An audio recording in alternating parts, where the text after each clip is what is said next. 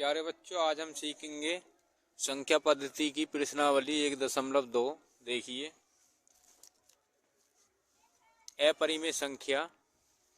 अपरिमेय संख्या को irrational number कहते हैं। वे संख्या जो p बटे q के रूप की नहीं होती हैं अपरिमेय संख्या कहलाती हैं। जैसे √2, √3, √15 और पाई है, कॉमा 0.10111011101110 डॉट डॉट डॉट कहाँ तक है, ये अनंत तक।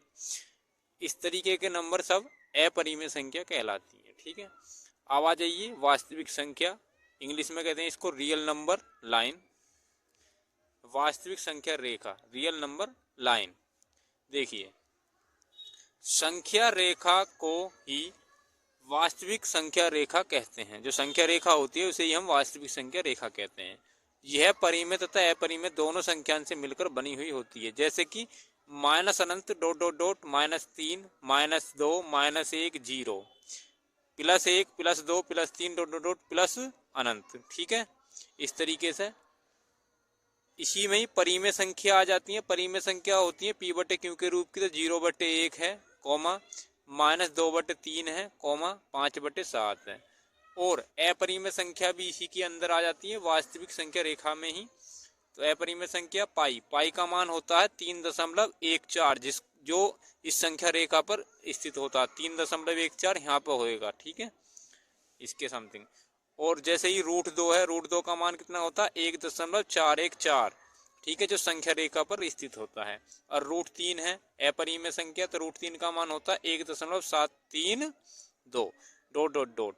इसी तरीके से ये जो नंबर है 1.732, ये भी संख्या रेखा पर स्थित होता है। कहने की बात यह है, वास्तविक संख्या रेखा पर परिमेय संख्या और अपरिमेय संख्या दोनों प्रकार की संख्या होती हैं। ये सभी मान संख्या रेखा पर होते हैं। ठीक है, जितने भी ये मान है, समझ में आ रही है ना। ठीक,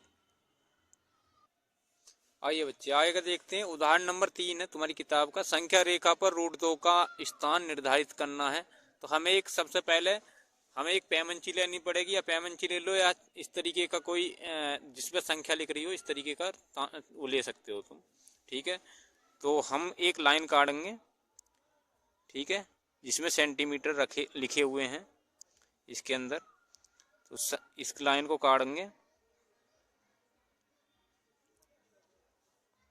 एक हमने लाइन काट दी है।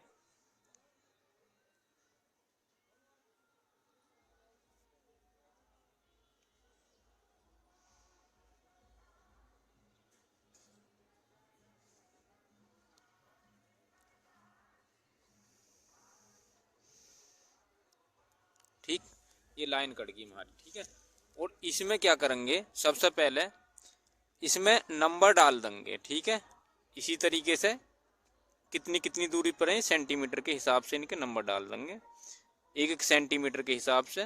तो हम मान लेंगे यहाँ पे 0 है। इसी तरीके से यहाँ पे इसी के अनुसार ये नंबर हैं ये डले हुए। ठीक, देखो इस तरीके से यहाँ से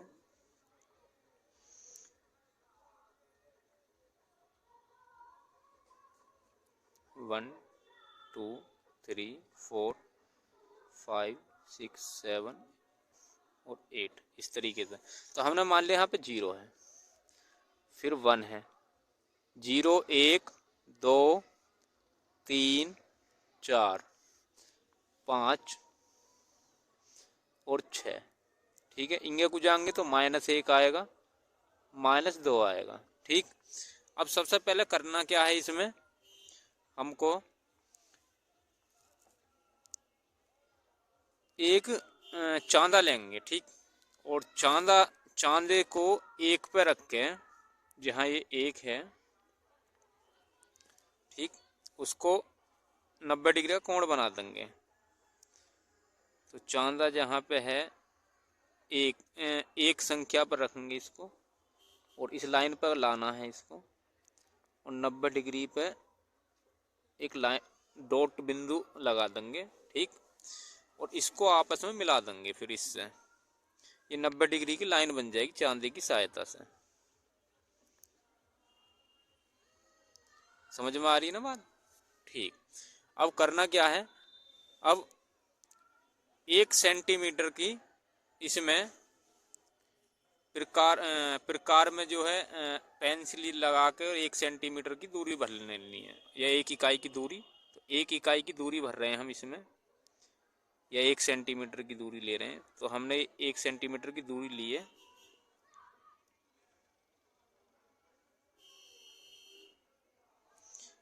अब एक चाप मारना है इस तरीके से, ये लगा दिया चाप, समझ में आ रहा ना। ठीक, अब इस चाप को इससे मिला देना है, जीरो से मिला देना है इस वाली दूरी को। जब जीरो से इसको मिला देंगे तो एक त्रिभुज बन जाएगा, जो 90 डिग्री का त्रिभुज बनेगा इसके अंदर। ठीक है, समझ में आ रही ना बात। और सबसे पहले अब इसके बाद करना है, जीरो डिग्री से जो जीरो का बिंदु है इससे, और यहाँ प्रकार मारा, चाप मारा है, वहां तक की दूरी भर के एक और चाप लगाना है इस तरीके से, उसको नीचे को मिला देना है। ठीक, इस तरीके से, समझ में आ रही ना। अब क्या है, इनके नंबर डालने हैं। इसको नाम देना है ए, इसको बी और इसको सी। ठीक, और यहाँ से यहाँ तक की दूरी है ये 1 सेंटीमीटर। कितनी है, 1 सेंटीमीटर। और यहाँ से यहाँ तक की दूरी है ये भी 1 सेंटीमीटर। ठीक, और ये जो दूरी है ये आएगी √2। अब यही तो हमें निकालनी है, पाइथागोरस प्रमेय लगाएंगे, इसमें त्रिभुज बनेगा। ठीक है, क्या बन गया, ये त्रिभुज। इस त्रिभुज को अगर चाहो तो बाहर निकाल दो इस तरीके से। इसको नाम दे रखा है हमने ए, यहाँ बी और यहाँ पे है सी। यहाँ से यहाँ तक की दूरी 1 ही, और यहाँ से यहाँ तक की दूरी ये भी 1 ही। ठीक है, और ये हमें निकालनी है ए सी, जो हमें सिद्ध करनी है कि √2 आएगी। ठीक है, इसको कहेंगे हम आधार। क्या कहेंगे, आधार। इसको कहेंगे लंब, इसको कहेंगे कर्ण। समझ में आ रहा ना। ठीक, अब पाइथागोरस प्रमेय लगाएंगे। पाइथागोरस प्रमेय से सूत्र होता है कर्ण की घात 2 बराबर आधार की घात 2 प्लस लंब की घात 2। इसमें मान रख देंगे। जब इसमें मान रखेंगे, आधार कितना है हमारा, 1 है, 1 की घात 2। लंब कितना, वो भी 1 है, 1 की घात 2। 1 की घात 2 1 होता है, 1 की घात 2 वो भी 1 होता है, 1 1 जुड़ के हो जाएगा 2। और चल क्या रहा है, ये चल रहा कर्ण की घात 2। इसका वर्ग हटाएंगे तो इस पर आ जाएगा रूट। क्या आ जाएगा, रूट।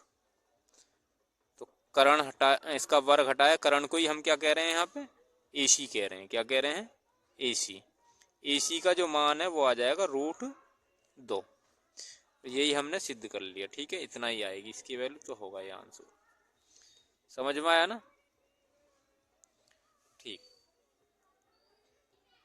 आइए बच्चे आगे देखते हैं प्रश्नावली 1.2। नीचे दिए गए कथन सत्य हैं असत्य हैं, कारण के साथ अपने उत्तर देने हैं। तो पहला क्वेश्चन है, प्रत्येक अपरिमेय संख्या एक वास्तविक संख्या होती है। इसका उत्तर बताना अब हमें। सॉल्यूशन, प्रत्येक अपरिमेय संख्या एक वास्तविक संख्या होती है। और अभी हम पीछे जांच करके बताया कि वास्तविक संख्या जो होती है,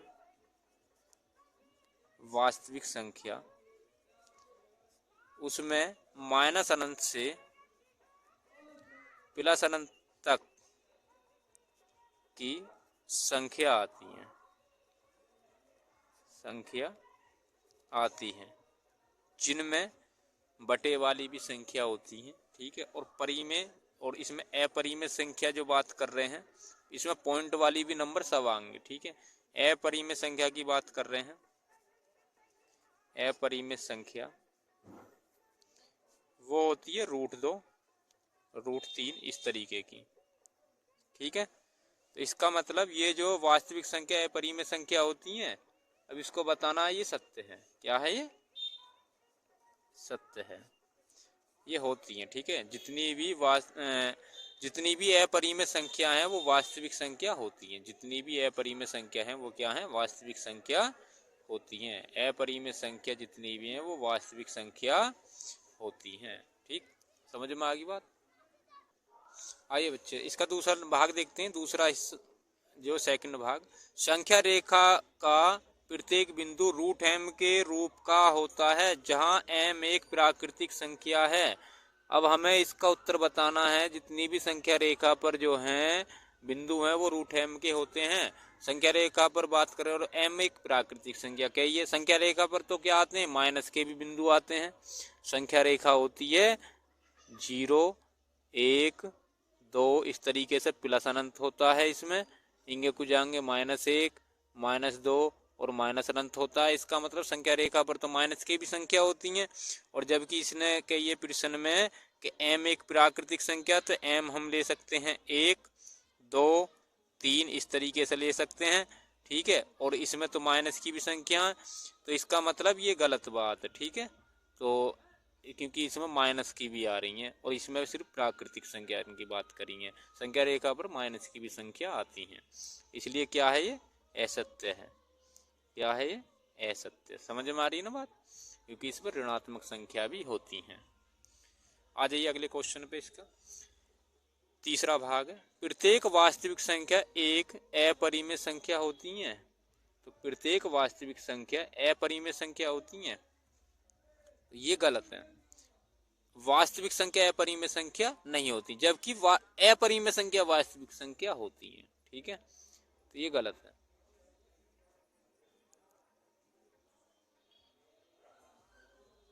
असत्य, असत्य है, क्योंकि इसमें जितनी भी अपरिमेय संख्या हैं वो वास्तविक संख्या होती हैं, परंतु जितनी भी वास्तविक संख्या हैं वो अपरिमेय संख्या नहीं होती हैं। ठीक, इसका कारण देखो, 3 एक वास्तविक संख्या है। 3 क्या है, वास्तविक संख्या है। ठीक है, परंतु यह अपरिमेय संख्या नहीं है। अपरिमेय संख्या नहीं, इसलिए ये क्या है, गलत था। ठीक है, असत्य है। समझ में आया ना। आइए इसका अगला क्वेश्चन देखते हैं। क्वेश्चन नंबर 2, क्या सभी धनात्मक पूर्णांकों के वर्गमूल अपरिमेय होते हैं? यदि नहीं तो एक ऐसी संख्या के वर्गमूल का उदाहरण दीजिए जो एक परिमेय संख्या है। इसका उत्तर देखिए। ठीक है, धनात्मक पूर्णांक की बात कर रहे हैं। धनात्मक पूर्णांक, हमने एक संख्या ले ली 9। ठीक है, अब इसका करेंगे हम वर्गमूल। अगर रूट 9 कर दें, वर्गमूल कर दें इसका, 9 का वर्गमूल कर दिया, इसको रूट कहते हैं, अंडर रूट, तो क्या आएगा, 3 निकल कर आएगा। 3 एक परिमेय संख्या होती है, ना कि अपरिमेय। ये कैसी है, परिमेय संख्या, परिमेय संख्या है, क्योंकि इसको बटे में मान सकते हैं, 3/1 भी कह सकते हैं। इसलिए क्या है, ये गलत था। ठीक है, तो इसमें लिखना नहीं, नहीं, और कारण ये है इसका। ठीक है, दोबारा समझ लो। धनात्मक पूर्णांक 9 मान लिया हमने। ठीक है, और इसका 9 का वर्गमूल निकालेंगे या ठीक है रूट निकालेंगे तो 3 आएगा, जो एक परिमेय संख्या है, ना कि इसमें अपरिमेय, जबकि ये जांच करवा रहा है अपरिमेय। ठीक है, समझ में आ रही ना बात। ठीक, आइए बच्चों आगे का देखते हैं।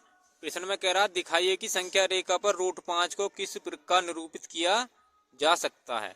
तो एक हम संख्या रेखा खींच लेंगे। ठीक है, इस तरीके से पैमंची की सहायता से खींच लेना। आप संख्या रेखा खींच रहे हैं हम।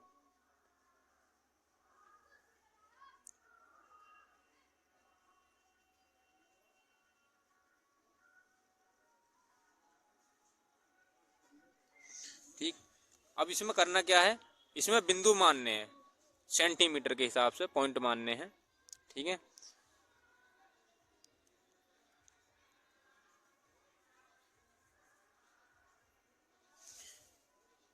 यहाँ हमने 0 मान लिया, 1, 2, 3, यहाँ -1, -2 मान लिया। ठीक है, समझ में आ रही ना बात।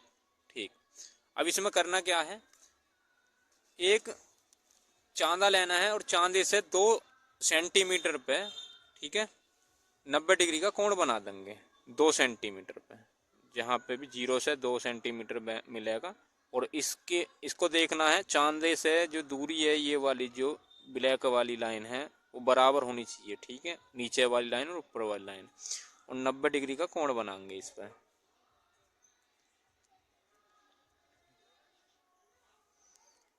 90 डिग्री का कोण, ठीक है।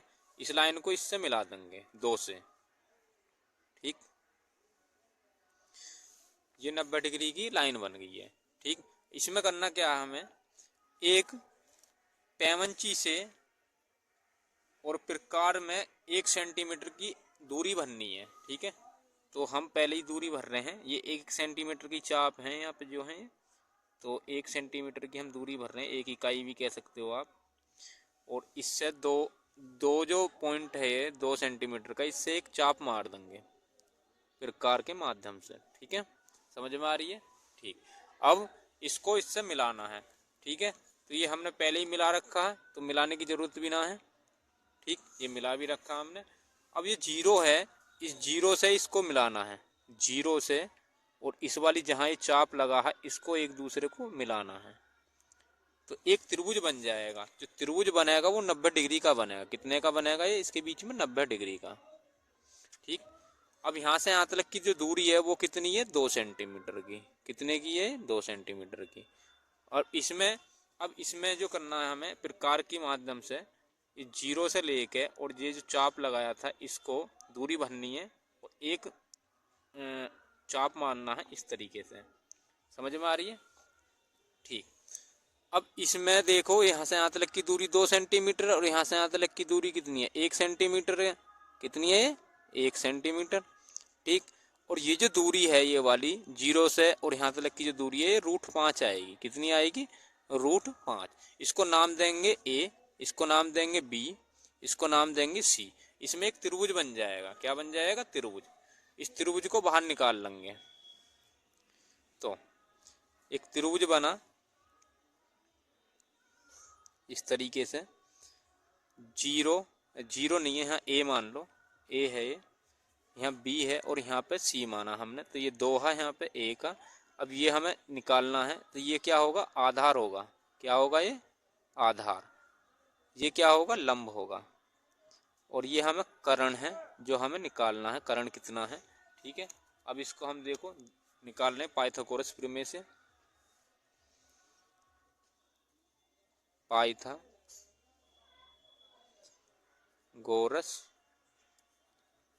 प्रमेय से कर्ण की घात 2 बराबर आधार की घात 2 प्लस लंब की घात 2। आधार कितना इसमें देखो 2 है, 2 की घात 2। लंब कितना है, 1 है, 1 की घात 2।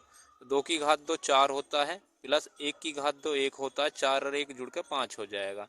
और चल क्या रहा था, ये कर्ण। कर्ण की घात 2, इसका वर्ग हटाएंगे तो इस पर आ जाएगा रूट। और कर्ण को हम कह रहे हैं एसी। एसी का जो मान है वो आया √5, जो हमने निकाल लिया है, ठीक है। यही हमने सिद्ध करके देख लिया कि सही है। समझ में आया ना क्वेश्चन, ठीक। अगर वीडियो अच्छी लगे तो लाइक करिए, सब्सक्राइब करिए और शेयर करिए, ठीक है।